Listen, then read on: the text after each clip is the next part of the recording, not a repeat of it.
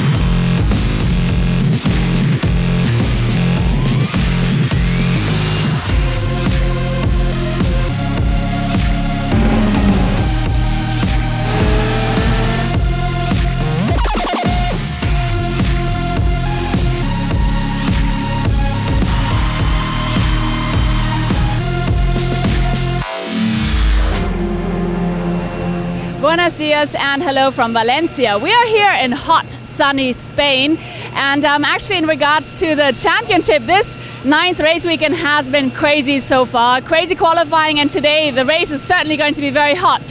And for Gary Paffett, in order to decide the championship for himself, it's going to be really, really tough. We did a little math, and basically it means he needs a miracle because he's starting in P16, and that would mean that he needs to be 3rd place, and Bruno Spengler, who's starting in P12, would need to not score any points at all. And that also means for Jamie Green that it's going to be equally tough, even more tough, because he's starting in P18. So we're waiting a really, really, really exciting race. And here are your commentators, Andrew and Dave. Yeah, here's the starting grid, and I have to tell you, Bruno Spengler in the morning warm-up was only 14th. Augusto Farfusem from Brazil in the pole position for the first time with Edo Mortara, Albuquerque and Tambay. There's a surprise, the young Frenchman doing very well in qualifying. Then it's Mike Rockenfeller, fast in the morning warm-up with Andy Prio, his best qualifying. And then Timo Scheider and Matthias Ekstrom, 2 former champions, on the same row of the grid for Audi. The top 10 is completed by Dirk Werner for BMW and the local favourite Miguel Molina. Quite a lot of fans out here at Valencia. Then it's Martin Tomczyk and Bruno Spengler. Spengler qualifying 12th. Behind him, Joey Hand and Rob Wickens, although Hand was again quick this morning. Next up, Rahel Frey, one of her best qualifyings, and Gary Paffett, the championship leader. Could have even sealed it here, but it doesn't look as if it's going to happen. Roberto Merri and Jamie Green. And going to the back now, Christian Vitoris and Susie Wolf are in 19th and 20th. And then at the back, the 2 former Grand Prix drivers, David Coulthard, who qualified 3rd here last year, and Ralf Schumacher. Another welcome from me, Andrew Marriott, joined by Dave Richardson here in the commentary box, this palatial commentary box here at Valencia in Spain. This circuit built in 1999. And just extraordinary happenings here, Dave, with the qualifying, and nobody can really explain what happened and why Mercedes are so far off. No, and as you said right at the start of the programme, the form book has gone right out of the window for this race. The race before the grand final, if you like, in Hockenheim, and it could have been sealed here this weekend. We're not expecting that unless something extraordinary happens out there on track. Now, Andrew, the Mercedes well off the pace. You sat with Norbert Howe. Did you get any answers? Did you find out what's wrong? I think they don't know. Okay. He said this track is not that different to Oschersleben. We were there 2 weeks ago. The car was fine. We've come here. Okay, it rained on Friday. We didn't get much data. It's a new surface, but we don't really understand why. And we were talking to Norbert just before the warm-up, and maybe we thought there might be a fix there. Yeah. I look at the warm-up times, and the 8 slowest cars are all Mercedes-Benz. It's extraordinary. Now, the temperature is now 15 degrees, track temperature, higher than it was in that morning warm-up. Maybe that will just come to Mercedes-Benz, and we will find out, Dave, in just a few minutes.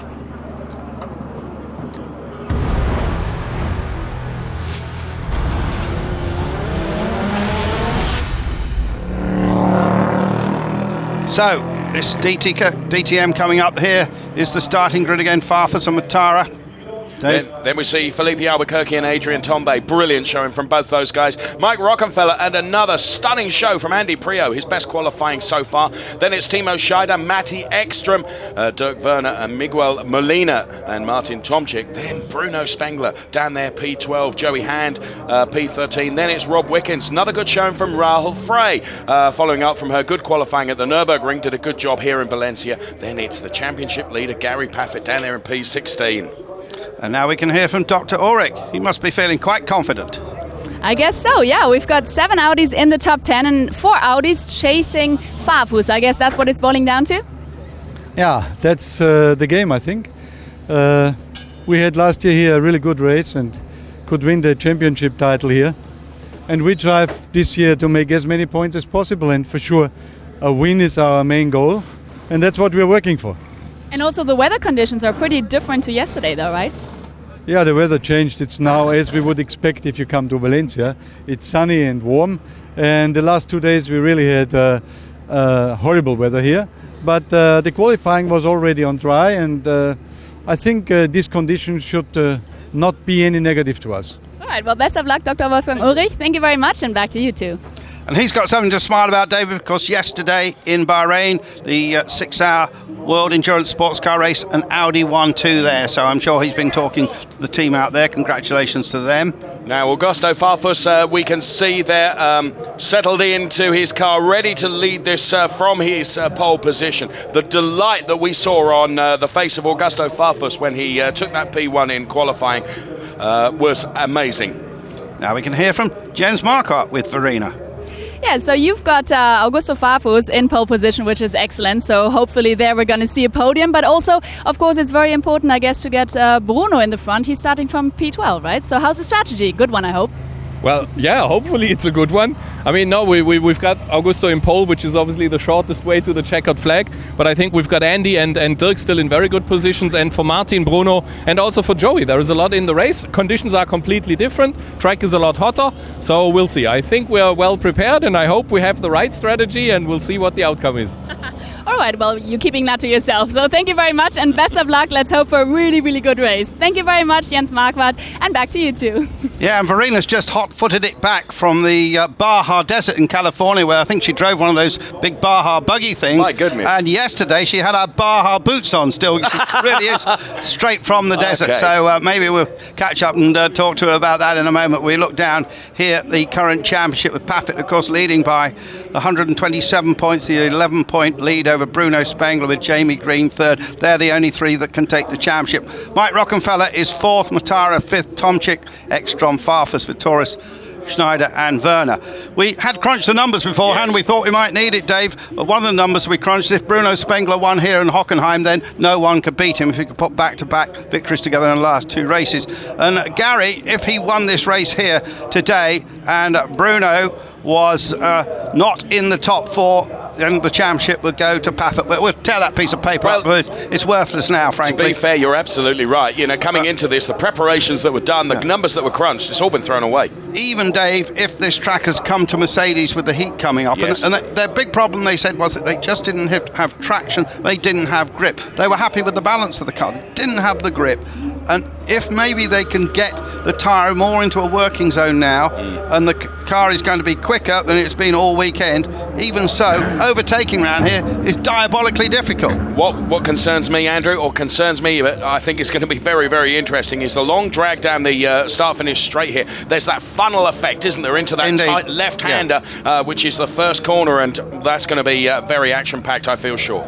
There is a bit of cold comfort for Gary Paffett, because the one BMW that doesn't seem to be hooked up is Bruno Spengler. Yeah. And Bruno is, even this morning's warm-up, he was the slowest of the BMW drivers. And normally is their fastest man. He's had 2 wins this season, 3 wins this season. So whatever is going on, we really don't know, but it makes it all the more fascinating, I have to say, and interesting. Oh, put my teeth back in. Interesting to see Farfus right up there.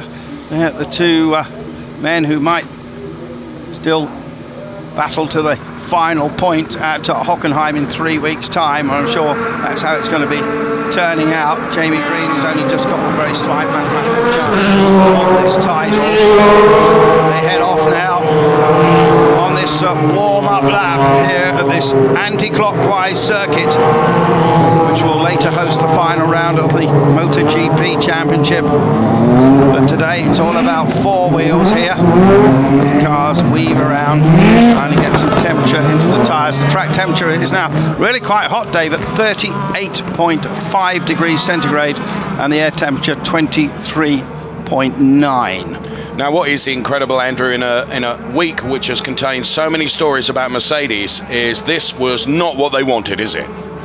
Absolutely not. I mean, this championship is so important to them. A little bit of news from Mercedes. They have told us today that both the two young drivers, Robert Wickens and Roberto Merri, will continue with the team for next year. Norbert Haug told us that at our breakfast meeting. So they've got some continuity. And of course we have heard since the last race that BMW have confirmed that they will up their squad to 8 cars next year, and another new team, the second new team that they are creating, is going to be called M-Tech, and in pretty well pole position to take that drive will be their reserve driver at the moment, Marco Wittmann. Remains to be seen who else drives. Now, Matthias Ekstrom here holds the lap record. Yep. There's only been 2 DTM races here at Valencia. Before the race used to be in Barcelona. They've both been won by Ekstrom. Well, there's just slim chance that Ekstrom could make it 3 in a row. Starting there from 8th position, it'll be a big ask, but you know, we think he's got quite a lot of speed here this morning in the warm-up. Qualified in 6th. I mean, interestingly, Andrew Prio was 3rd fastest in the morning warm-up. So here they are. This tricky little circuit here, very nicely presented. When it's full for a MotoGP race, holds 120,000 people. Certainly not that here today. Seen plenty of people around in the paddock. Here is Gary Paffett then. Been very focused, very calm this season. Bruno Spengler, the man who in the previous 2 years when he battled for the championship was the chaser was the chased rather than the chaser, I could say. There is Norbert Haug. Bruno, just taking that on, Bruno seems to be in a better place this time around, doesn't he? Now, whether it does, until coming into this weekend. Yes, you're right. Because the Mercedes boys have all got an excuse. None of their cars are good. But he hasn't really got an excuse because the BMW is on the pole. Now, he's with a different team, of course, Schnitzer, who are usually the best of the BMW teams. But who knows what's going to happen? We're going to find out. We're waiting for the start here with huge anticipation. The penultimate round of the 2012 DTM, the world's fastest touring car championship, will be getting off in just a few seconds when everybody is in position at the back of the grid. They're still waving the yellow flags back there. And we'll have the normal procedure, just the same as a Grand Prix. That green flag is waving. Lights 3, 4, 5. Drop the clutch now, and Farfus makes a better start than anybody else, I think. And wow, what about Prio? Was trying to get through the middle there. But I don't think it worked, did it? And Farfus gets an absolute flyer. And Mortara goes into 2nd place, and quite a lot of them go off wide, and there's a spinning and a collision there. What's that? That was Tomczyk, that white car there with the stripe down it is Tomczyk. And Hand was involved in it as well. Hand kept going. And look at Paffett. Now that little coming together there for Gary Paffett has put him on the back foot. Quite a lot of activity, Andrew, as I suspected, into that funneled first corner, if you like, that first left-hander. It's changing the shape of this race already, and we've only just begun. We want to see what happened there, Dave, and so we'll get a replay soon as it's Farfus in the lead. And the door hanging off Roberto Merri's car. That's a shame for the Spanish fans. Merri, who clinched his Formula 3 championship here a year ago, and we've got a yellow just on that first corner. And Tomczyk extracts his tall body from that car. It's Marcus Matara and Tombe in third. It's Ekstrom already up to fourth. There's Martin Tomczyk's fiancée, Christina Sura. You will be pleased to see is okay. Yeah. Timo Scheider.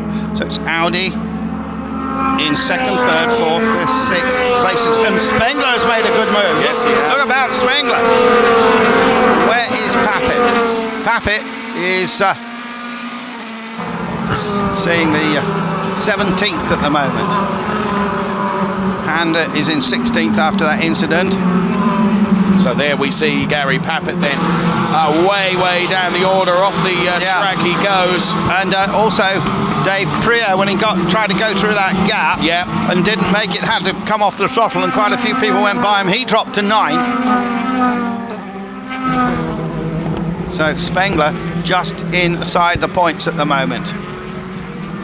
Jamie Green is right down there in 20th place. And Merry and Tomczyk already out of this. And Coulthard vaulted himself up to 14th. Well, Gary Paffett was certainly leaning on Joey Hand, turned Joey Hand around. And so Vittorius had to take to the grass to avoid him. Here's Paffett, really pushing hard, just went just a bit too hard on Hand, and then also banged into Hand. Hand kept going. Gary had to come off the throttle. An ambitious move, Andrew, wasn't it? Over-ambitious move, I think, there by Gary. I'm not quite sure what sort of shape his car's in. After that, took quite a hit on the front, didn't he? Because as the Hand car straightened up, he hit him again. Just taking a look, Andrew, at the front of Bruno Spengler's car, and I'm not entirely sure that the left-hand side of Spengler's car is not damaged. Now, at the moment, the way it's looking out there on track, he's in a 10th position at the moment. Doesn't appear to be hampering the car at all, but just when you get the opportunity to see it, it'd be interesting to see if there is just a little bit of a problem with Spengler's car. There's Roberto Merry. He's out and looking absolutely despondent. Farfus in the lead for Matara and Albuquerque, then Tombe and Rockenfeller and Ekstrom. So there's Paffett. And after all that, I think Paffett is just behind Hand, isn't he? So having had that collision, he's got to try and get past Hand again. Yes. And look at this, we've got BMW leading, then it's Audi, Andrew. Yeah, the 23 car has been shown. That's Merry. Well, he was shown a flag, but he came in. Here's a replay of the start, Andrew. Yeah. And there you can see how Priaulx got squeezed right in the middle there and then had to let off, as you said. But Farfus got an absolutely blistering start. Did exactly what he needed to. And then as everyone else was losing it behind... Yeah, there was another incident, wasn't there, with Wickens involved as well, and that's how Tomczyk went off, look. Yep, that was, and Tomczyk seemed to sustain quite a bit of damage to that car. Yeah, and just Merry got taken with the flow of it. Yeah. Let's see from Spengler. Let's see if he hits anybody. Well, he's hit. Yeah, I'm still convinced there's a bit of damage on his car. This may tell us the story. Well, yeah, there might be. Got squeezed a bit there, didn't he? Yeah. Yeah, and then you saw Wickens come in, didn't you? Which was maybe just because of the Red Bull car going out. That's all happening. Here's Priaulx. Timo Scheider. And Wickens has crashed. Rob Wickens is in the barrier. And here we can see how it happened, Andrew. Something broke, Dave. Yep. Something broke in the front suspension. It was a passenger from there on in. Might have been maybe a brake disc, but the Canadian into the barrier there. Nothing he could do about that.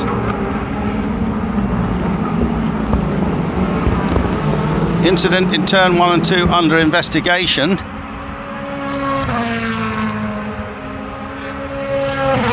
We have Farfus leading from Martara. Then it's Albuquerque, Tombe. Brilliant showing from Tombe. Then we see Rockenfeller, Ekstrom. Then it's then we see Bruno Spengler. And, I took a good look then, and actually the car looks undamaged, Andrew. Yeah, Spengler just allowed through by Priaulx. BMW said there's no team orders, but I'm not sure I believe that. And certainly Spengler's gone around Priaulx up into 9th place. So this race still to settle down, Dave, after the stock car tactics we had at the beginning. And there is Paffett with an awful lot of work to do. And well, right behind him now is Jamie Green, and Jamie Green just takes a look up the inside of Gary Paffett there. Now, of course, it is mathematically possible, isn't it, Andrew, that Jamie Green, I mean... yeah, it is. If Jamie could win this race and his two rivals actually go out of it, which is pretty unlikely. Yeah. Just looking at some of the lap times here, and Farfus is the fastest man out there. Here's Gary Paffett, look, what he's going through this man's head. And a Hand in front of them. And Hand was pretty confident when we spoke to him last night. He'd finally got a car that suited his style. Yep. He said they've been completely through it again, changed a lot of things, and whatever was wrong with it seems to have been sorted. He wouldn't tell me what it was. I got the impression he knew. Now, Gary Paffett is being hounded by Green now. Of course, both of these, as you can see for yourself, they're both Mercedes drivers, but they're both... well, they're both big racers, aren't they? Yeah. And they have traded paint this season, particularly at Zandvoort, somewhat controversially. Drive-through penalty for a jump start for the number 7 car, Dave. Oh, no. Bruno Spengler. Oh, wow. Can this story have any more twists and turns, Andrew? You know, that's disastrous for him. It's good for Paffett. I can see this race running out without either of them scoring a point. You might be right. Yeah, look at Norbert. So, look at Ardunga there. That man has got a drive-through penalty for jumping the start. And on track at the moment. I'd like to see that, Dave. We were focusing on so many things, weren't we? There was so much going on at the start. If focusing on so many things might be an oxymoron, Dave. Yes, I think you're right. Oh, but this, well... There is David Coulthard, who is running in 13th place. Yep. So he qualified 3rd here last year. Going very wide there was Susie Wolf. I think she's getting another run in the Williams Formula 1 car in a week or two's time, I was told. So there we're on board with Gary Paffett, who, well, I think will be relieved to know that Bruno Spengler has got that drive-through penalty. Can't believe, I don't think there's any team orders between Paffett and Green. I'm not going to say to Green, let Paffett go, stop challenging him. I don't think that's going to happen. Now what's we seeing here? Well, that was Green getting past Green going Paffett. past Paffett, yeah, that was. So Green, Paffett getting no favours, that's for sure. No, you're right. Okay, so, well, that's changed the order a bit then. As Green goes in front of Paffett now. And there is Jamie Green. He looks demonstrably quicker than Paffett, Andrew. He had a little bit of a lock-up there, and a bit of smoke coming off the tyre as he dived into that one. I mean, look at and there is a train of 3 cars behind Gary Paffett who now appear to be being held up by him. Now, that car in that collision right at the start with Joey Hand, that must have sustained some damage, Andrew. Yeah, could have knocked the steering out a bit. Spengler yet to serve his drive-through penalty. Must make mention of the fact, Andrew, down there running well in 12th place is Rahul Frey. Yeah, 12th, that's a strong drive from her. Audi obviously have a good setup here, but nevertheless it's a very good performance. She went well at the Nürburgring, Dave, as you said, one of the races, the race I missed. And I suppose we should go through it again. Farfus from Mortara and Albuquerque, those are the podium positions at the moment, with Tarnbay in 4th position. Then it's Rockenfeller, Ekstrom, Timo Scheider and Molina. So in the top 8, Dave, there's 1 BMW leading 7 Audis. Unbelievable. Here comes Spengler to serve his drive-through penalty. Now, this is going to cost him 20 seconds. He's shaking his head, look. Now, we have seen in an earlier support race, Andrew, where a drive-through penalty was actually taken too quickly, went too fast through the pit lane, got another one, and got another one immediately. So Bruno's got to keep his cool. Now, where's he going to come out here? He's going to come out just behind Hand and behind Paffett. He's going to be in front of Paffett. In front of Paffett, behind Green, I mean, yeah. My goodness me. So Paffett is absolutely for sure holding up these 3 cars. And now Spengler is in front of him following that drive-through penalty. So Paffett, Schumacher, Vittorius, Wolf being held up there. So Gary has got some work to do, and now he's got his primary challenger in the championship in front of him. But and look at Farfus pulling away from Mortara. He is, isn't he? I mean, we're talking about very nearly 4 seconds he's pulled away from. Absolutely remarkable. So Andy Prio now in 9th place. Oh, we can go down to Verena. She's got Martin Tomczyk, and we hope she's got those special Baja boots on. And I'm here with Martin Tomczyk, who obviously looks really crushed.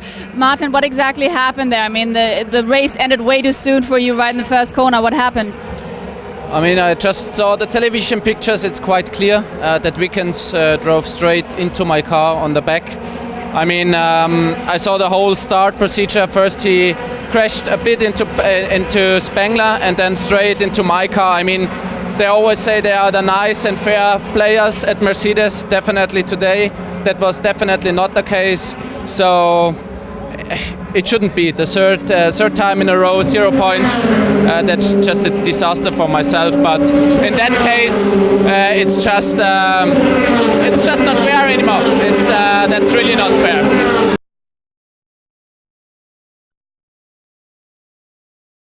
Green now, you know, he's still in the game, isn't he? A bit. Yeah, well, he can help Mercedes here by keeping him behind. Just here's the championship position at the moment. You know, it's the same pretty well. Oh, and Green has just, well, that was an ambitious move around Joey Hand, and he's done it. And now is Spengler going to fight as well? Spengler fighting to get back into the top 10 here. But I think Green's going to be a bit wider with his Mercedes than Joey Hand was, absolutely for certain. Yes. Just reflecting on that Wickens thing, I think Rob definitely was at fault there, but his subsequent crash was probably caused by the initial impact at the beginning. Just reflecting on that. But this is a fantastic situation here, David. It's absolutely remarkable, and there you can see Bruno taking a look up the inside there, trying to unsettle Jamie Green. Not the sort of guy that's going to be unsettled by pressure, I would have suggested, but Bruno Spengler really is all over the back bumper of Jamie Green now. So you've got the chrome effect Mercedes and the all-black BMW. There's Jamie Green, there is Bruno Spengler. Bruno Spengler second in the championship points. We just saw the championship predictions up there on screen, and nothing much had altered the way things are. Because at the moment, both Spengler, Green and Paffett, the top three, are all out of the points. Now, who could they pick off? You've got in 11th place Rael Fry, 12th place David Coulthard, and in 13th place is Jamie Green and then Spengler. Well, a lot could happen yet.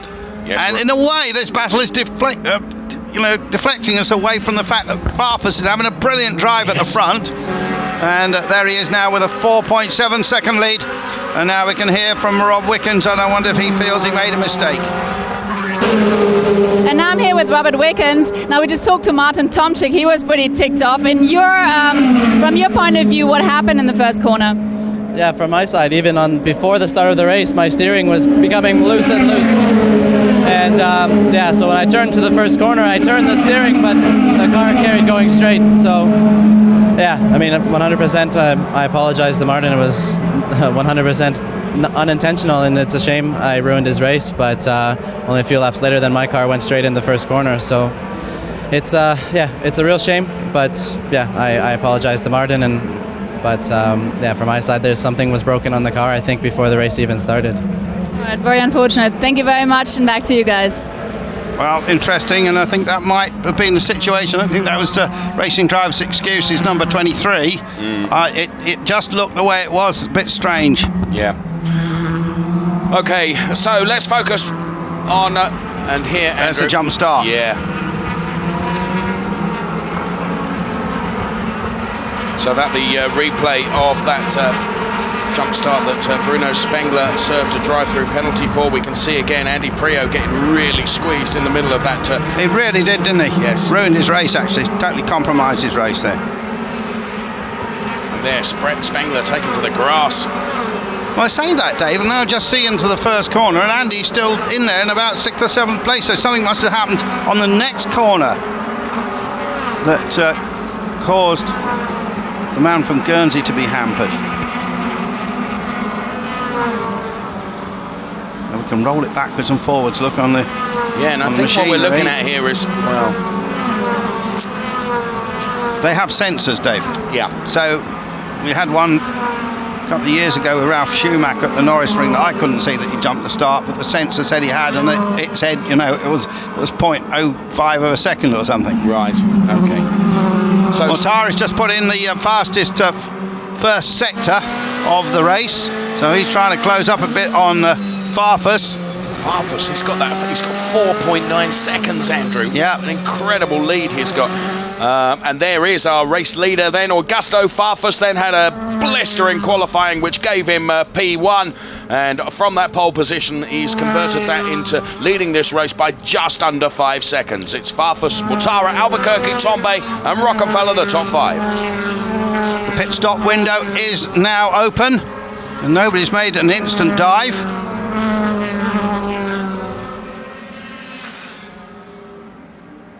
Farfus just done the fastest lap of the race, Dave. It'll be a new DTM record here. Now they're coming in, look, and there's a whole group of Audis all together. And then Prio comes in as well. Albuquerque in, Tombe, Rockefeller, Extra. And wonder how long Farfus will stay out there. Extra goes. That was all a bit hectic, wasn't it? Yes, it was, rather. All come out as a group, look. And they come out as a group just ahead of Bruno Spengler as Green dives in. I wonder if anybody's going to stay out a bit longer and try and get himself into some fresh air here. Well, maybe so. That didn't look a blistering stop for Jamie Green. We didn't have a clock running on it, but it didn't look particularly quick. Green's going to come out into a lot of fresh air here. Yeah. Yeah, you're absolutely right. He's got no troubles, has he? He's out there on his own now. See what sort of lap times he can get. So we're on board with Bruno Spengler now. Spengler has yet to stop. He's in amongst these various Audis. He's got Rockefeller behind him. So Edo Mortara comes in, having just lap previous setting the fastest one, Andrew. Yeah, Mortara in from second position. Stops nicely on his marks. Pneumatic gun goes on, wheel goes on. Edo's back out. So that changes the way it looks on track. Of course, all these drivers, they're mandatory pit stops, so take a few laps for it all to settle down once again. And Bruno Spengler comes in. Yeah, Spengler's in. Charlie Lamb's crew with the wheels. Each one of those weighs 22 kilos. Oh, 2.6 seconds, wow. Andrew. That was quick. That's got to be, well, pretty close on the record. Is he going to get out now? There's Jamie Green coming down that straight now. It's going to be close. It is going to be close. This is going to be very interesting. I think he's going to have it, Dave. Yeah, he does. There's Green with that car bouncing around. Paffett has come in now.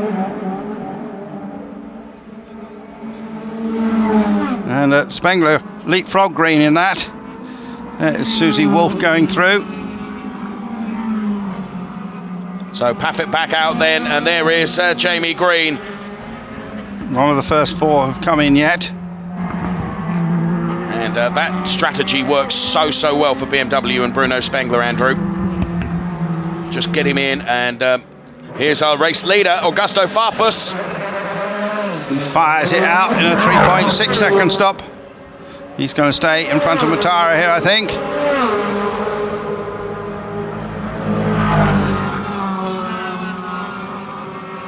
Here he comes. And back on the racetrack. First of the two mandatory stops here. And there we see Edo Mortara then. So Augusto Farfus, that executed absolutely perfectly by his team. Timo Scheider goes into a temporary lead from Molina. They haven't stopped yet.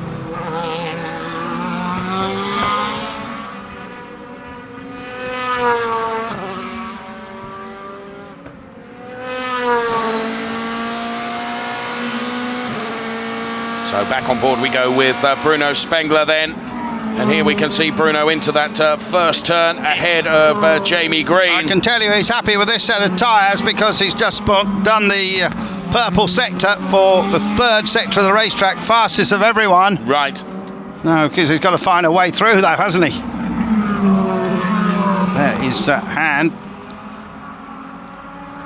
So at the moment the order is Timo Scheider, Molina, Farfus, Matara, Tambe, Albuquerque, Ekstrom, Rockenfeller.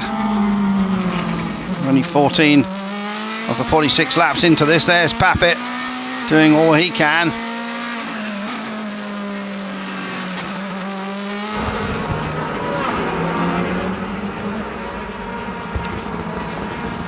Paffett had a pit stop penalty, and it was just 2 seconds, Dave, for pushing Hand, presumably. Well, we saw the incident. There it is. This is it. Well, that's unusual. 2-second penalty. Did manage to straighten him up, though. Yeah, he did. You have to say, Jerry Hand drove that really well, didn't he? He got the old opposite on pretty quick. Yeah, he wasn't going to get turned around, was he? Okay, so... Ralf Schumacher hasn't made a stop yet. Timo Scheider, Molina still staying out there at the moment. But not enough. Just looking at the lap times. Stopping a quick one at 3.1, but not quite up to the pace of the Schnitzer team with that magnificent stop of 2.6 for Spengler. That's helped him a lot. I mean, he's currently still shown down there in 13th place. And his question mark now, can he get into the points? And Rahal Frey currently in 10th position. Could she get a point here this weekend? It'll be her first point in the 2 years of a DTM campaign. Susie Wolff, of course, has scored points on a number of occasions. And now it's Magic Molina who comes in from second place. So it's just Timo Scheider, all the people who are running, who hasn't made a stop. And then we'll get some sort of idea of where we are, Dave. Yes. So again, looking for a blistering stop here for Molina. And it's not going to be 2.9. It's a bit longer than that. It did. Yes, it did.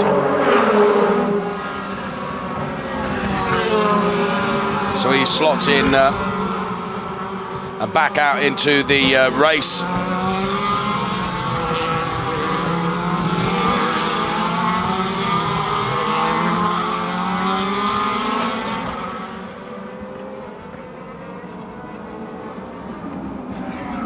Now, next on Bruno Spengler's charge is going to be David Coulthard. Now, it is David Coulthard driving a Mercedes. Now, Andrew, is he metaphorically going to stick his elbows out there and make that Merc as wide as possible? Yeah, I think he probably will. And there's a bit of speculation that DC may not continue. Jamie Green's got a drive-through penalty for leaving the track. Oh, how many more twists and turns are we going to get today? Of course, Jamie was out of the points, and really doesn't affect what's going on in front because we got, but it will help Paffett a bit. Now let's watch this unfold because Spengler is right on the back bumper of David Coulthard. David Coulthard here. Well, we're expecting him to make it very, very difficult for Bruno Spengler to get past. It's hard enough to overtake on this Valencia circuit anyway, Andrew, and when you've got that yellow and red Mercedes in front of you, Bruno must be dreading this, I should think. Yeah, see if he can get past Coulthard, then the next one up will be Werner, and Werner will let him by, and then he's almost into the points then. I think this is going to be a tough ask for him to get past Coulthard. So there we see the BMW bank colours then of Bruno Spengler, and right ahead of him is former Grand Prix star David Coulthard then. Down this straight they go as Jamie Green comes in to serve his drive-through penalty for leaving the track limits. He'll be furious about that. And this is where it happened, Andrew. Here's the replay of it. I believe Ralf Schumacher's got a penalty for the same thing. Look at that, way off. So penalty serve for that. Now, whilst that was going on, Spengler has got past Coulthard. He has indeed. So he moves up to 12th place. As said, the next one up the line, as it were, is Werner. Now, shouldn't have any He's about 10 seconds ahead. Timo Scheider going on this relatively long first stint. There's Augusto Farfus, who's actually second on track now, but as you say, he's the long stint of Scheider. He hasn't taken his pit stop yet. When Scheider stops, he's going to come back in about 9th or 10th place.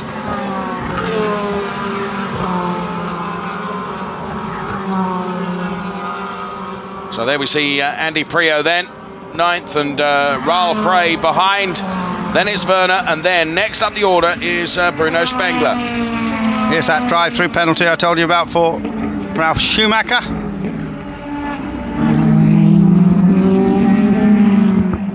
And this is the Schumacher taking the penalty.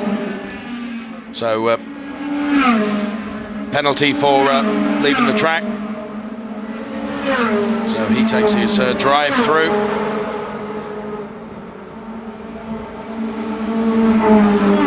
Let's just recap then. At the moment, we've got Timo Scheider in the lead because he hasn't made a pit stop.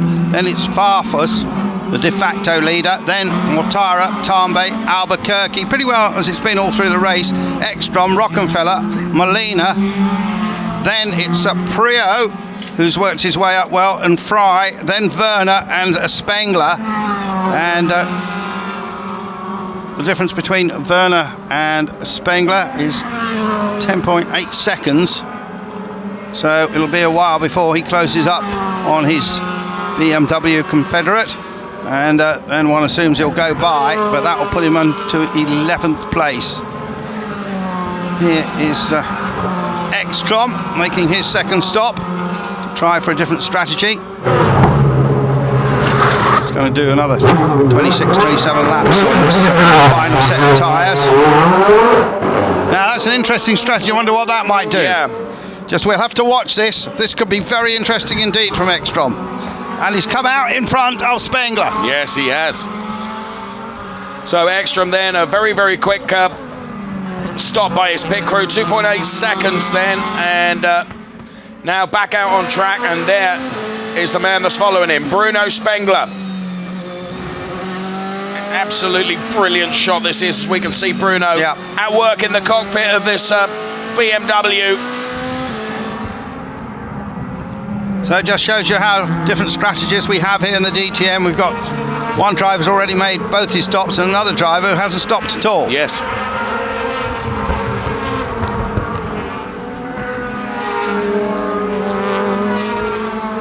Lap times at the moment. Farfus doing a 28.1. Mortara doing something similar. Molina's pretty quick out there at the moment. They're all just, the quick boys are on the low 28s at the moment. I think Albuquerque's just gone into the pit stave out of our sight. With so much going on, Andrew, I'm just looking down the order here. Great showing from Adrian Tombe in 4th place at the moment on track. And also, after a bit of a drama he had, Prio's worked his way back up, hasn't he? Yes, he has. He's inside the points here, and Fry's still inside the points. She's doing 28.5s at the moment, and that's not shoddy at all. Don't know about Hand. I think he must have some damage on that car because he's doing 130s. He's near the back of the field, and Paffett doing a similar sort of lap times. So in now then comes Green. Green for what is effectively his 3rd time down the pit lane. Yeah. So his second stop is getting that out of the way. Now we've seen some interesting strategy from the Greens team. Yeah, certainly have. That wasn't off with goes. There's 4 seconds there. Now going to have to watch it very carefully as he exits the pit lane. And Timo Scheider does now come in. Well, we're not halfway through the race yet, so come in. He might make it the short second stint. Those tyres have been on the car before. He's going to come out behind Rockefeller. So he's going to come out. That stint worked for him quite well, I think. Tambay with a 3.9 stopper.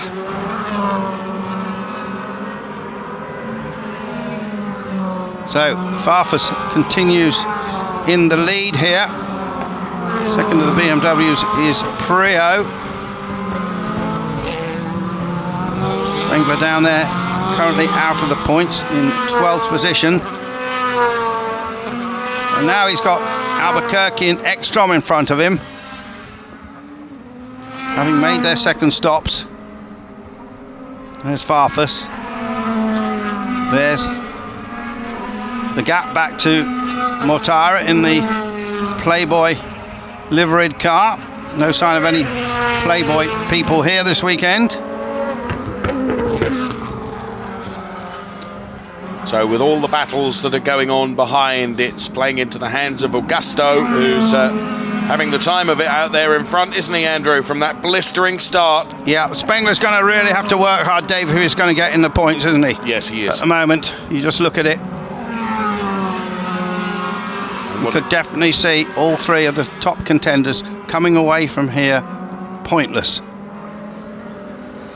And who would have predicted that? Absolutely no one. You could have got 1,000 to 1 on that happening. Farfus still putting in some very handy lap times. But now, just having a look, fastest man out there is Ekstrom. Just put the fastest lap of the race in, a new DTM lap record, I believe, round this circuit at a 27.596. Ekstrom out in that fresh air there. And now he's closing on Tambay.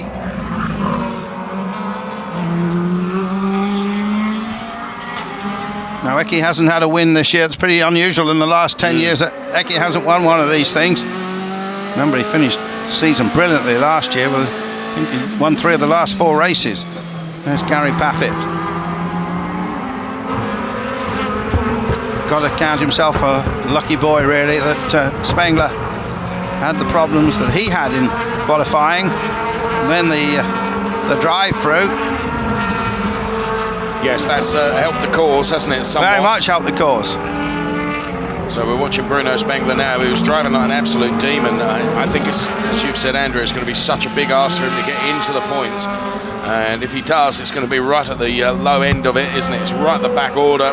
Yeah, it's just halfway through now. These cars are pretty reliable normally.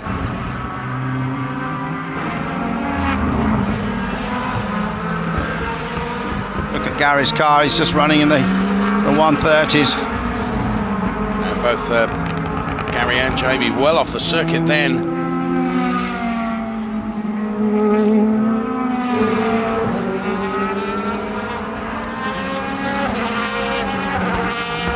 So there goes through Jamie Green. So I know you're watching the times all the time, Andrew. I am, David. I'm watching to see who is really quick out there. And it's still Ekstrom. Ekstrom is now closing right up on Tambay. That's for 8th place. Paffett does appear to be really struggling. He is struggling. Car. Yeah, now, there's no question. I wonder whether that's as an account of the damage that he sustained with the stock car racing that went on earlier on, right at the start of the race, maybe. He's going to be very pleased when this weekend's over. I think he will. If he gets away with just having the same points gap between him and Spengler, I think he's going to be relatively happy. So there is Augusto Farfus then.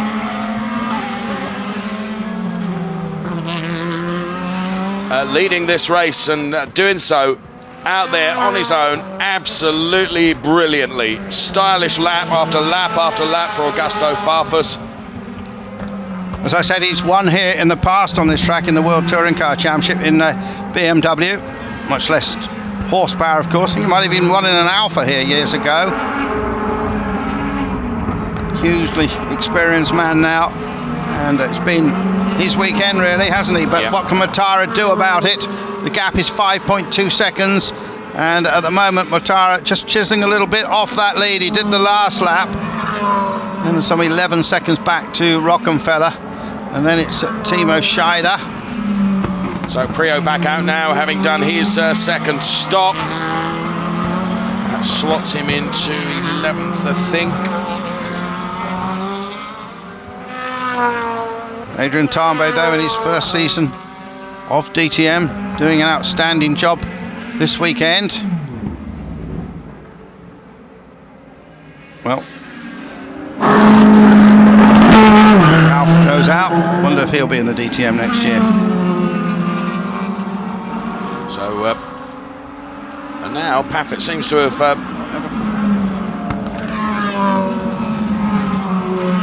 Mortara going through. Yeah, Green has got by him. That's that hand about to go a lap down, I think, isn't it? So much unfolded. And hand is about to go a lap down because he's done both his stops and has got a compromised car. Well, I see the crew were happy with that. 3.2. And Rocky will rejoin in front of Albuquerque. Now I'm just watching on another screen, Andrew, the difference between Green and Paffett out there. It's just remarkable. Oh, and Molina. Is he okay? He's gone into the barrier quite hard. What's happened to Molina there? Didn't see what happened. That could bring out full course caution. Here is Molina, the end of the straight. Doesn't want to, spins it. Just carried too much speed in, and the first round, full 360 and then forwards into the barrier. Quite a lick. Well, at the moment it's just a local yellow down there. And Paffett decides to pit stop now. Looking for some magic. And his final set of tyres. Deliver it at 3 seconds. That's pretty quick. Mortara is in. There's lots of activity down there at the moment. Mortara 3.7 in the black and red Audi.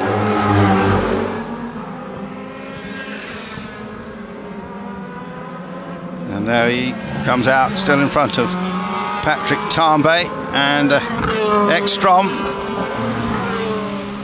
So Tambay getting... I said Patrick Tambay, didn't I? You did say Patrick. That's Adrian. I do that, you know. That's it's age. That's the... Knowing so many racing drivers, Andrew. That's what I know. It is. Father of and all that. Patrick Tambay, of course, the former Ferrari Formula One driver. Saw him racing the end of last season on the Volkswagen Sirocco Cup in one of those guest cars. Of course, it is his young son, Adrian Tambay, who was out here.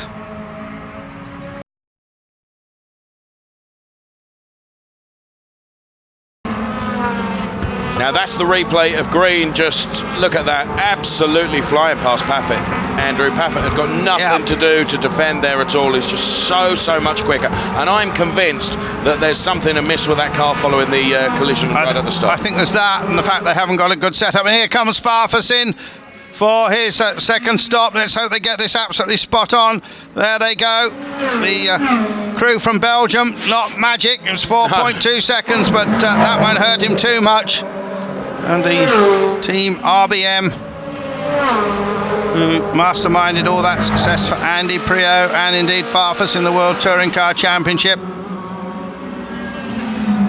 He comes out just behind Gary Paffett, which is the best part of a lap behind. And there is Mortara.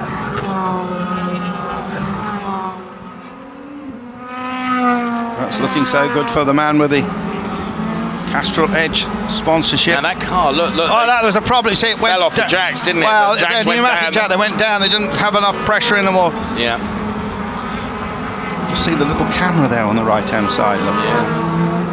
Yeah, they weren't. It only cost him a second. That could have been disastrous. But already, look, he's got past what is now effectively the back mark. You know, Paffett. Look at Mortara though. Mortara's still really pushing. Yeah. So you're watching our race leader then, effectively Augusto Farfus. There is Edo Mortara, and as you've said, Andrew, he's really pushing in that Audi. The gap between them is punctuated by Gary Paffett in the middle of the two. Yeah, now, Spengler at the moment is in a points-paying position, but hasn't made his second stop, and he's currently in 8th. And let's have a look what he could do from seeing how far he is Andrew behind. Paffett's in. Paffett is coming in to retire, look. He's obviously struggling with that car, isn't he?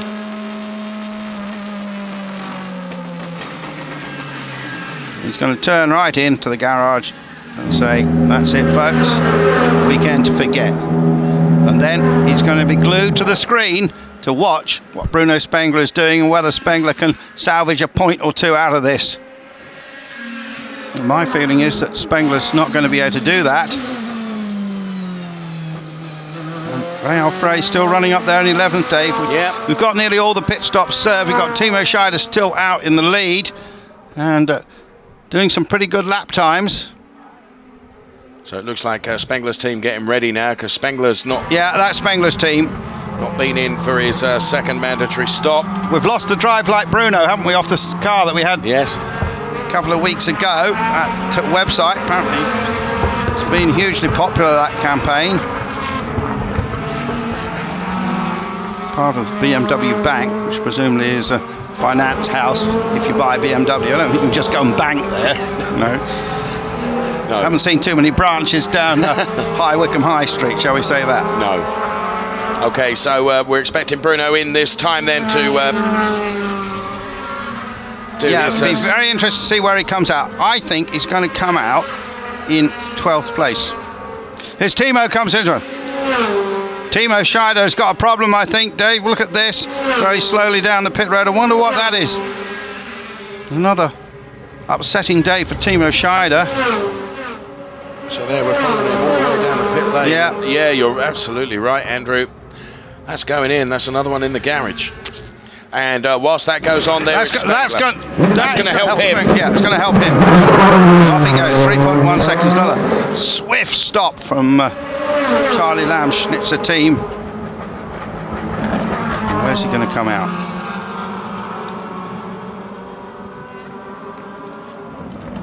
Going to come out in 10th place.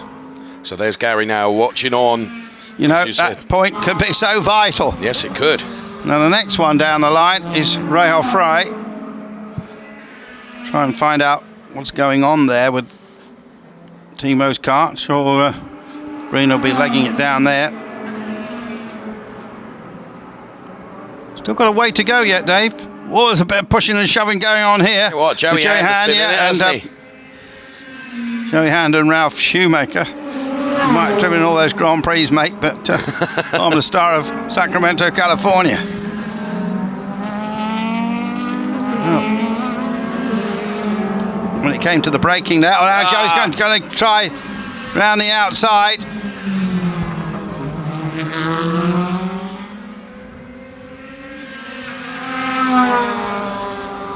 So Farfus's lead is 4.2 seconds. Sort of pegged at that at the moment.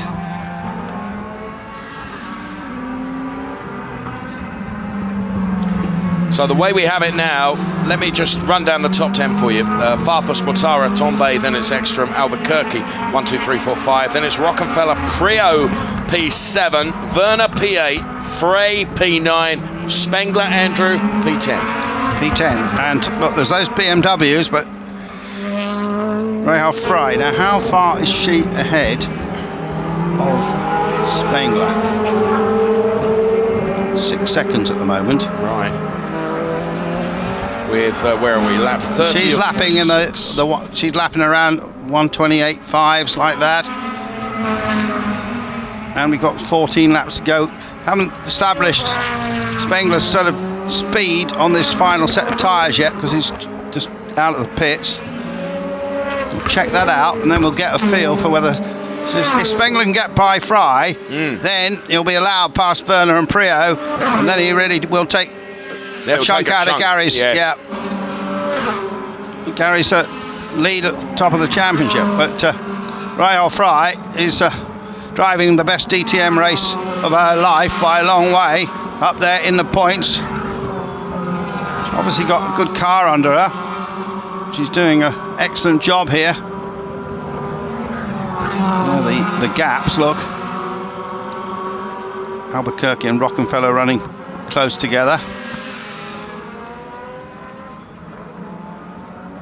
And it's Prio and Werner.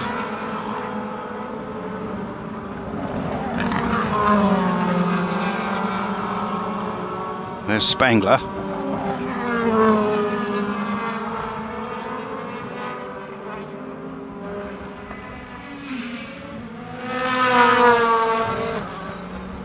This is an interesting little battle, isn't it? Rahel Fry is trying to get past Dirk Werner.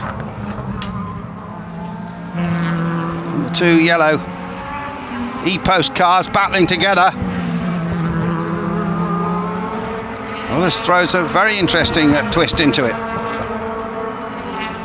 And Werner definitely trying to hold up Fry to allow Spengler to get in touch. Farfus still in the lead by 4.5 seconds. Best Mercedes at the moment is Coulthard in 11th place. Farfus in the lead from Watara and Tambay. And that gap has closed up noticeably. It's now down to 5.3 seconds. And now we can hear from Gary Paffett what the problem was. Yeah, here I'm now with Gary. Gary, terrible qualifying yesterday, starting from P16 today. Then you had the collision. I guess your car got hit. After that, it didn't run smoothly. What was the problem, do you think? No, we had a collision with Joey Hand in turn 2. And he just tried to help Bruno. He braked really early to let Bruno in, and I just couldn't stop the car. I went on the inside of him and he closed the door. I guess he was trying to help Bruno out a bit. So caused a lot of damage to my car and got me a penalty. So yeah, it's not really the best start to the race. So now I guess you're watching Bruno Spengler really closely, hoping that he's probably not going to get any points or as few as possible, I guess, right? Yeah, but you know, he's in 10th at the moment, and he got a few teammates in front, so I'm pretty sure they're going to let him past. And looking at Hockenheim in a few weeks, what are you hoping for there? Well, we'll be quick there. There's no doubt. We've had a very good car all year. This is a one-off. We're going to be quick at Hockenheim.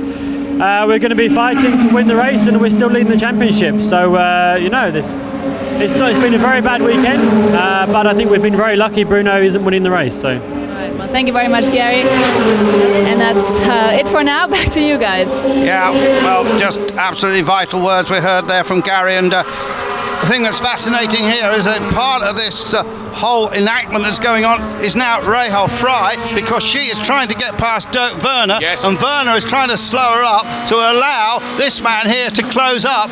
So Rahel Fry just can't find a way by, but she's not at maximum, and I can tell you for absolutely sure that Werner is not going as fast as he can either. Last lap Werner did a 28.6, Fry did a 28.4. And Farfus is doing a 27.7 at the moment and pulling away from the tyre out the front of the field. Now here you see the two yellow cars, and that is Fry, and all the time Spengler is closing up. And Spengler did 27.4 last time round. That gap is closing all the time. So Bruno, I think the stewards should look at this. If there's real impediment going on, stopping Fry getting by. It's one thing letting your teammates by, but really balking somebody, I'm sure it's the right way to play it. Albuquerque and Rockefeller. Solid team performance from Audi, still fighting for the Manufacturers' Championship. Yes.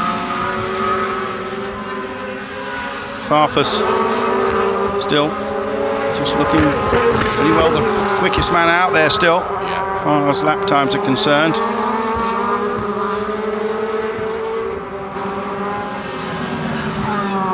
As we watch Albuquerque and Rockefeller get down this downhill now, isn't it, into that first turn.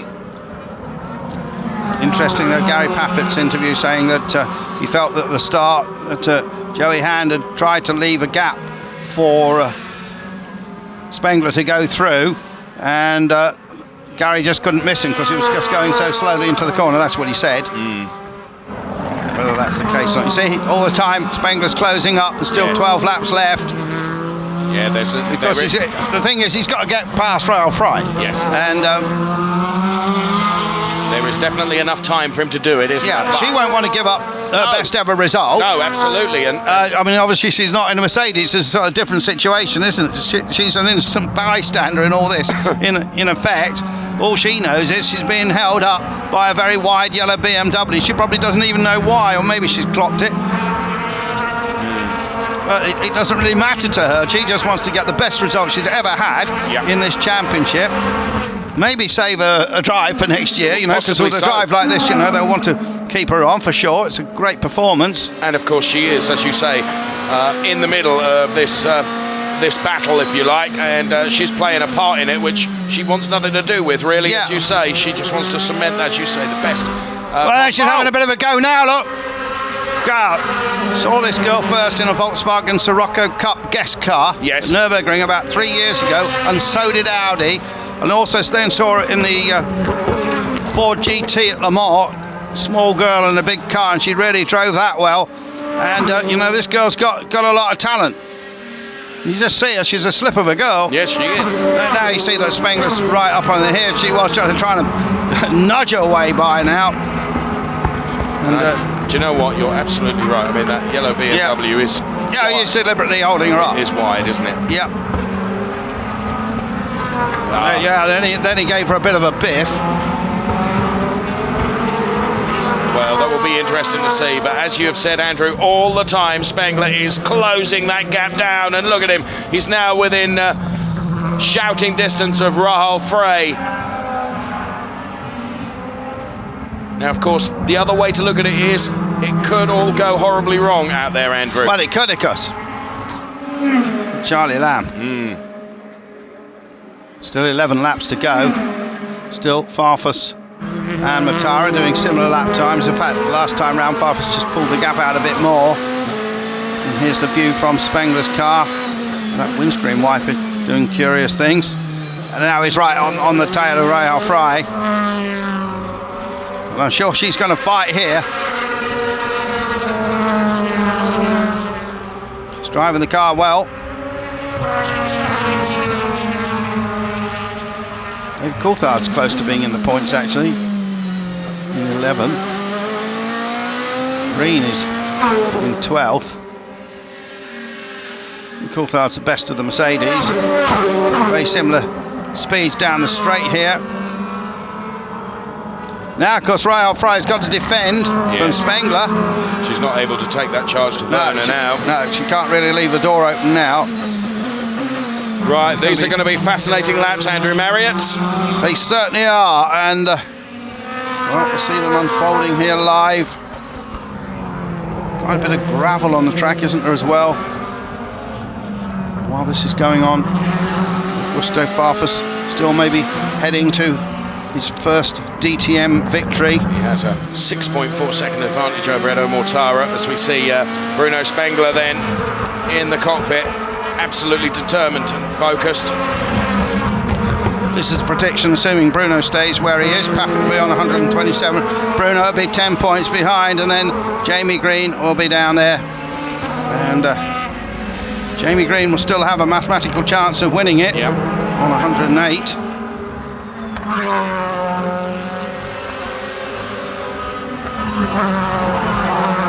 Right, focusing now as Werner goes off just a bit now. Has that given Rahul Frey the chance to go through? She does. Now that's changed the shape of it a bit. Now Spengler will have no resistance from Werner, will he? No, absolutely not. He'll go straight by him, and the next look, it's just moving over now, is he? No, it didn't. Fair play to Rahul Frey. Werner just went a little bit wide on the entrance to the final turn, which is a long sweep before it really sharpens up, and saw her opportunity. Now he's allowed through. Yeah.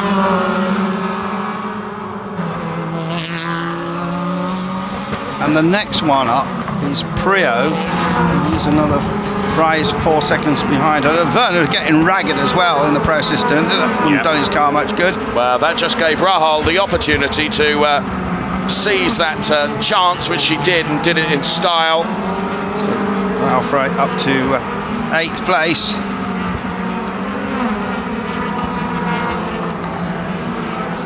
And that See it again.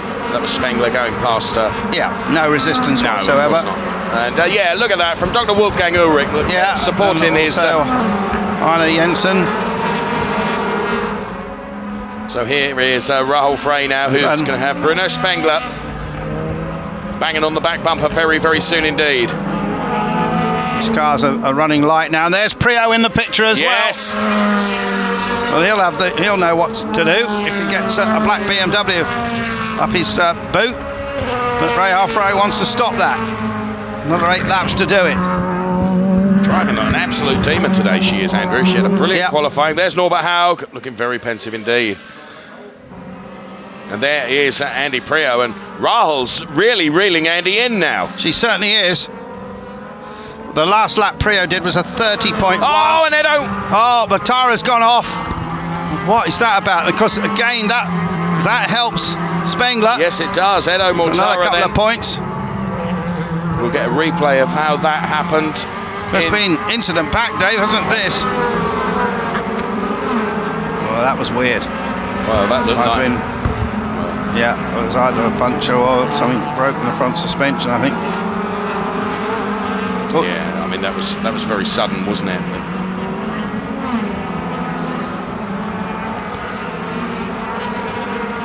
Well, this story, how it's unfolded during the course of this race, Andrew, has been remarkable. So, Farfus with a much bigger lead now over Tombe. What this does, it and elevates Ekstrom. Tombe into P2. What a fantastic result that would be for Adrian Tombe. Oh, yeah. In your first season of DTM, getting a second place is not unprecedented, but it's very rare.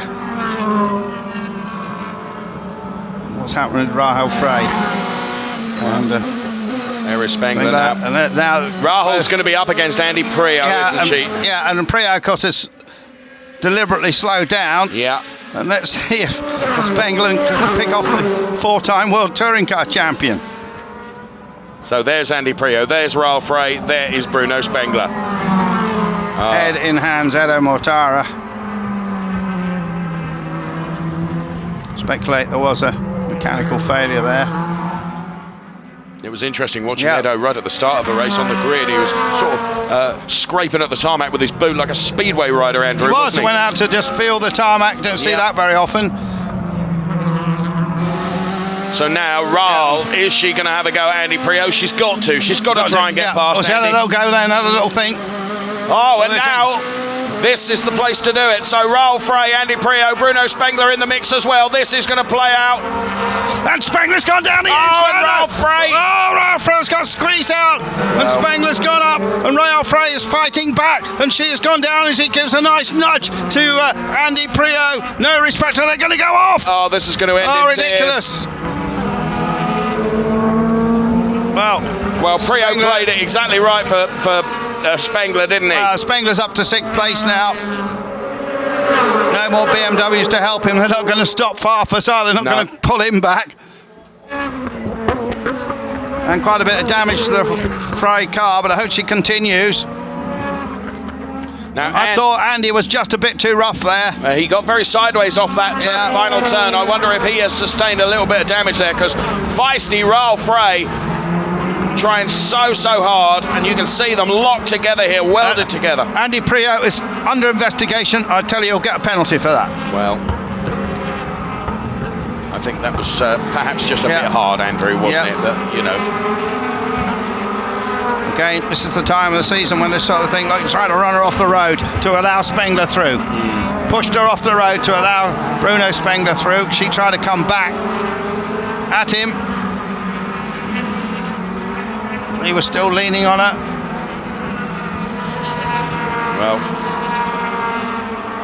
Well, this is going to make the championship pretty close. Yes, it is. And let's not take away from Bruno Spengler from a drive-through penalty. Terrific drive up through the field. So here's the prediction now, Andrew, and look how different it is. Yeah, very different now. 127 to 124.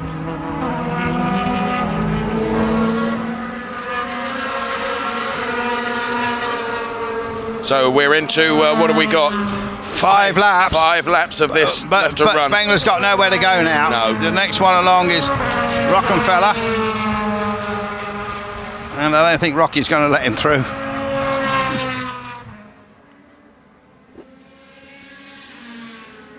So many twists. Yeah, Rail Fry is still going to try and get past Andy, but I think he'll get a drive-through for that.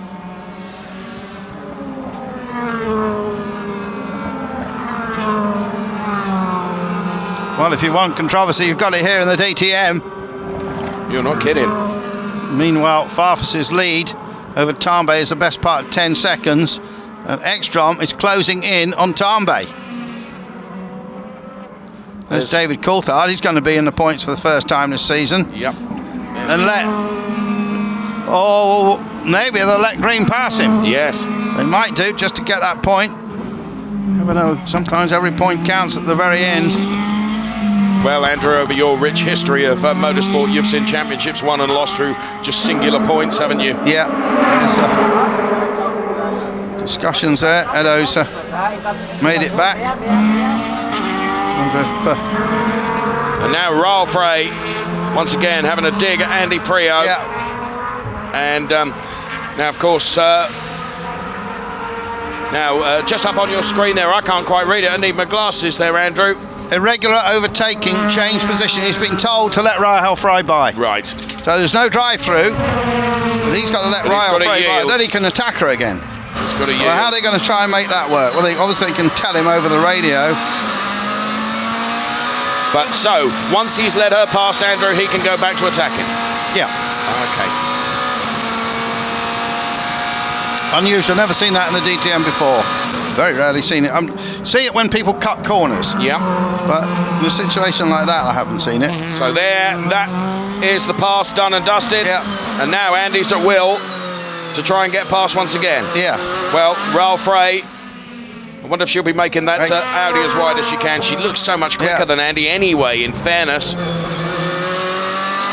And through all this, Farfus has been out there, except in the pit stop situations, in the lead of this, lapping quicker than anybody else most of the time.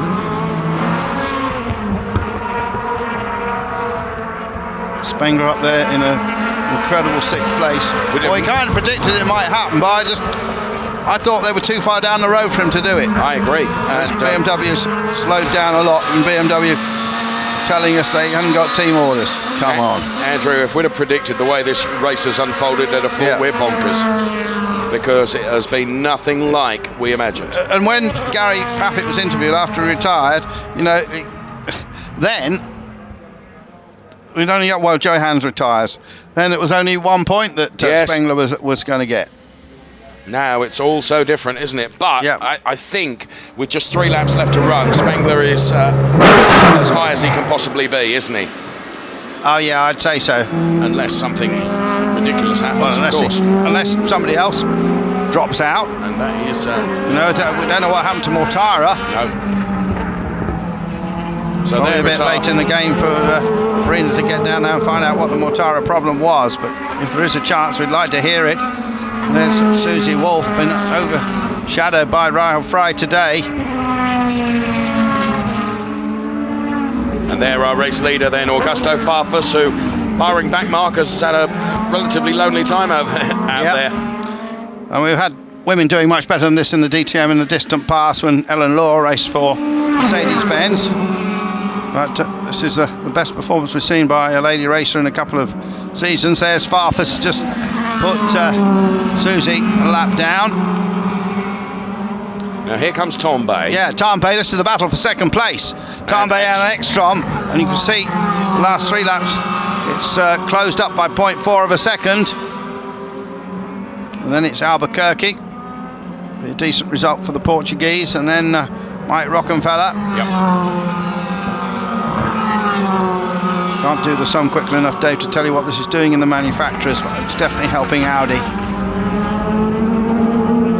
So there is Coulthard just looking at and you see that green has pulled up on Coulthard, but whether DC has deliberately slowed down to allow Jamie Green to get another point. He's such a slim mathematical chance he's got of taking the title now. think it'd be unlikely. David's first point of the season.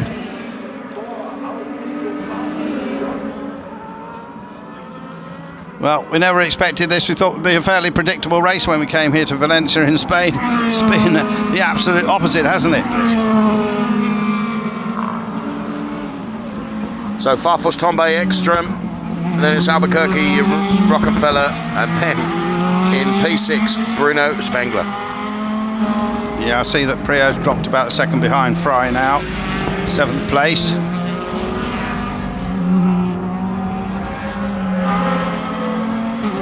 So last lap now, there is our race leader, Augusto Farfus then, who put that car on pole position and has driven faultlessly throughout the race when seemingly everyone behind at times appeared to be losing their head and all sorts of things going on behind. Augusto Farfus then has driven a fine race, and well, the celebrations of his pole position will only be eclipsed by those of him taking the win, Andrew Marriott. Absolutely, and yeah, it's another great result for BMW, new into the DTM this year.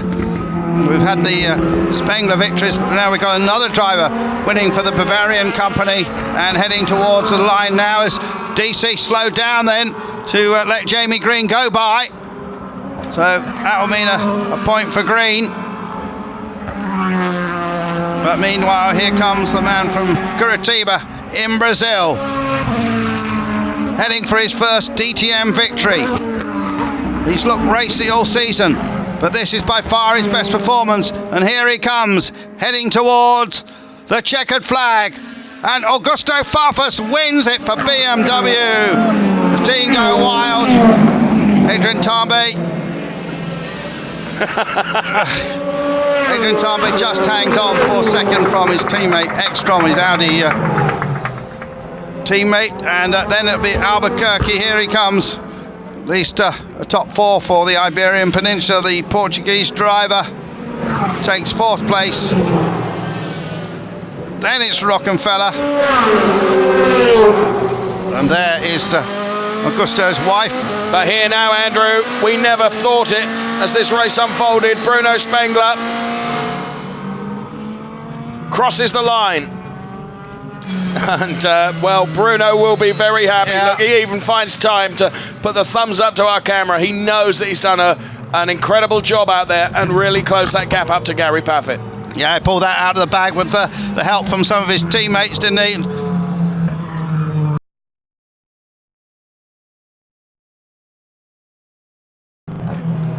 And there's Jamie Green getting gifted that point. The Mercedes in the top 10.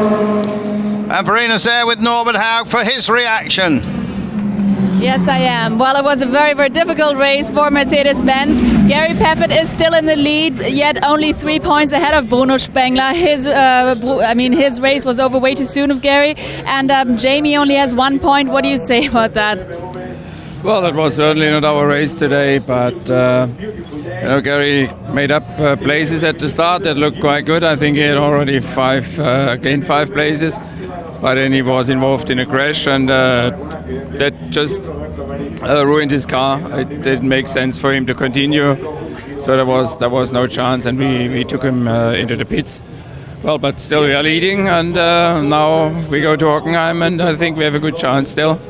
Hi, well, thank you very much, Norbert Haug. Back to you guys. You have to say the drivers didn't do it with too much finesse, did they? No, finesse isn't a word I would have used, you're right. Augusto Farfus, then Adrian Tombe in second place with Matty Ekstrom third. Then we saw Felipe Albuquerque, Mike Rockefeller and Bruno Spengler. Remarkable result for Bruno Spengler, and a remarkable and creditable result for Raoul Frey in 7th place, Andrew. Yeah, 7th place. Susie Wolf's had a couple of 7th places in the past, but Raoul Frey's best result. We'll be seeing that all-important championship chart. There's Ralf Schumacher going off to his motorhome, I suggest.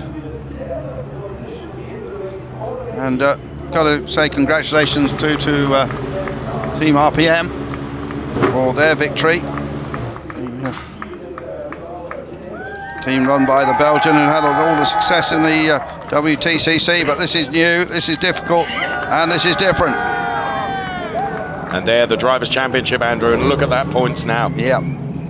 Brazil keeps bringing us great racing drivers, doesn't it? Yes. He's the first Brazilian in the DTM, and is thereby the first Brazilian victory. And there's his wife, Lilry.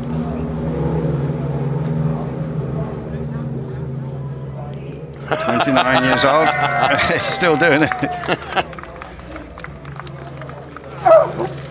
Oh. Haven't seen any Brazilian flags waving in the crowd, but this will bring them out for Hockenheim. Yep.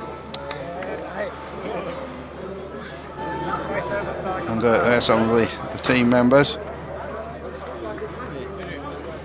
And Verina's there with Jens Marquardt, the BMW boss.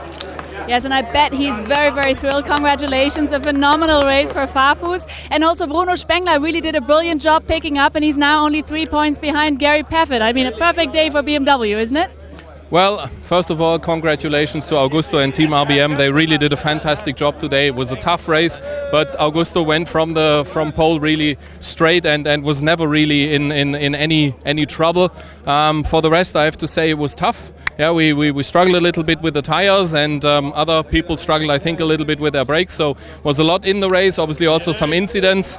So that at the end now the final in Hockenheim is really with a very close gap. Is obviously very thrilling, I think, also for everybody, for all the fans. And it's a great outcome of the race, but it was a tough race. Yeah, the victory margin was 8.4 seconds, but now we can hear from the winner. And look at him smiling. Congratulations, victory. How does it feel? Fantastic. It has been a dream the whole weekend. I've been competitive since Friday, qualifying race, and I'm extremely happy. I'm speechless. I just have to thank BMW, everyone from the team. We did an amazing job, pit stops, the strategy, the car during the race. So fantastic. I mean, it's my first season DTM. I've been already in pole and a victory. So what I have to say, not much. Thanks. Congratulations. Off you go onto the podium. And how crazy is that? I mean, it really was a jungle out there, but he certainly just kept his cool. Back to you. Well, they're getting ready for this presentation. We'll have the national anthem of Brazil. I hope the lady knows the words. I bet she does. Very professional. So there, great images of Augusto then enjoying his first win in DTM. And there, Adrian Tombe. Brilliant drive from Adrian Tombe. It was very much focused, originally to be a Formula One driver. If I remember correctly, there was a consortium of Brazilians who were funding him. Okay. And their whole dream was that they get him into Formula One because they get some of their money back. They probably have got some of their money back. It came out of motocross and karting. As early as 1999, he was one of the top karters in the world. But here he is, up on the podium. Will he leap? Yes, he does. Knows how to celebrate. He's never been up on that one spot before, and Adrian Tombe has never been in that second position before. And of course, Eki has been up there on the podium very many times as the national anthem is ready to be sung.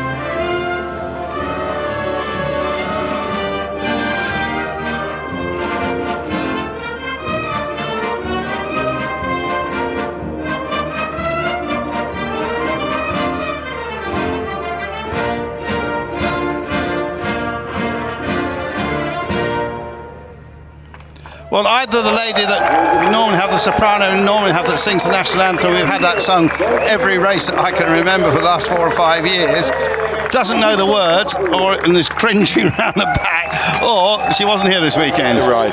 I think probably the latter. Let's go with It didn't make any odds that national anthem we heard ring out for so many great drivers in the past, like Ayrton Senna and Nelson Piquet and Emerson Fittipaldi and so on. They're ringing out for Augusto Farfus. The trophy is being presented here from Tambay.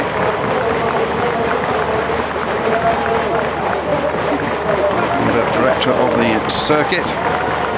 We're signing the bill for that resurfacing pretty soon, I should think. Yes, probably right. Whoa, that really went off, didn't Yes, it? it did. Yeah.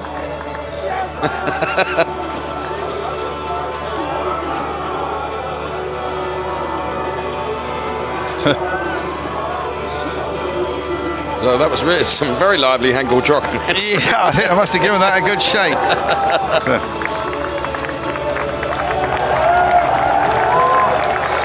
He's loving it, isn't he? He's really enjoying his victory. And deservedly with his team so. boss, RBM.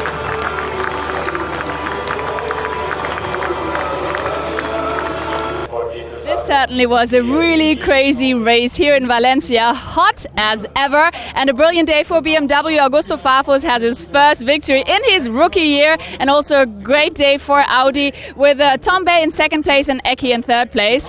And of course, most important for BMW, Bruno Spengler secured sixth place, and that means he's only 3 points behind Gary Paffett, who is still the leader of the championship. However, Gary had no points because his race ended way too soon, and Jamie Green also only secured 1 point. So now anything is possible in Hockenheim. So see you then. Bye-bye.